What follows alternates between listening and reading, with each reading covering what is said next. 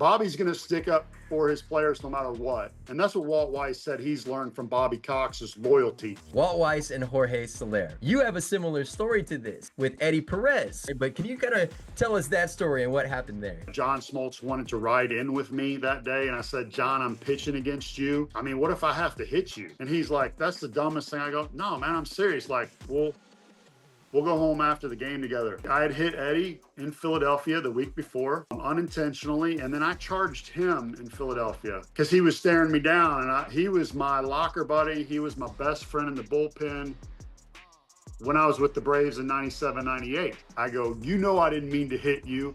And he couldn't hear me. Both sides cleared, nothing happens. I pitch against him a week later, and you know when you try not to do something, you do. So I drill him with a cutter. You know, we're talking about the Bryce Elder cutter. His cutters go this way, and mine backed up and hit him. I look over, and there's Walt Weiss, and I'm like, yeah, stay away from that guy. Smoltz hits next and grounds into a double play, and Eddie Perez clotheslines whoever covers second. I don't remember who it was. And he gets automatic out, not ejected out of the game, but automatically called out. Bobby's going to stick up for his players no matter what. And that's what Walt Weiss said he's learned from Bobby Cox's loyalty. So I get out of the inning. Now I'm coming up to the plate to bat. Smoltz hits Alex Arias before I get up there. Should have been over. But Smoltz gets thrown out of the game. He's got a vein sticking out of the side of his neck as he's screaming at the umpire and throws the umpire out of the game. And I go up to the plate and I'm just like, look at the pitcher, look at the pitcher, look at the pitcher. And it becomes apparent, like the whole crowd's going crazy. Like, okay, here we go. So I turn, I'm like, are we really doing this? Like, are you really, I hit you with an 83-mile-an-hour cutter and you're wanting to fight. And then he pushed me and my helmet fell down over my head, which is a bad time to have a helmet that's too big.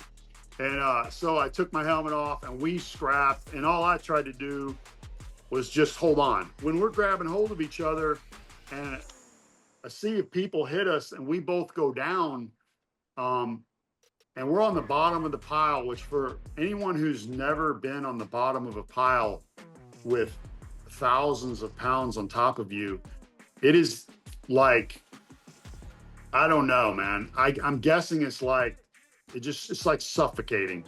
Eddie is like superhuman strength trying to hold the pile up so I can breathe. You know, I started praying, and Eddie, because I was like, man, this is it. I'm going out, you know. I'm gonna give a little shout out as I leave this earth, you know. And Eddie pushed even harder, and everybody like got off the pile, man. It was just like really surreal, really cool. Schilling was like, man, that was weird. Like, whatever. I was like, yeah, man, I don't know what was I going to do at the bottom of the pile. I can't move. I win the game. You know, Smoltz calls me from the other locker room and goes, hey, meet me at the corner. You know, and it was right at the corner of the old Turner Field, right across from that little baseball bar that I forget the name of. And I was like, man, you want to ride home? He's like, yeah. You know, my wife, Kim's already gone home with his family, and, you know, we're going to figure it out later and all this. And I'm like, all right, I'm going home. So I was like, I don't know if he was picking me up in a white van or what, like, you know, but I was like, all right. So I go to get in the car, and he is yelling, mad, veins still coming out right here. And he goes, the umpire should have never thrown me out of the game. He's like, he has to give me a warning. It's in the rules. It's in the MLB rules. And he's so mad, and I'm like, sorry about that loss.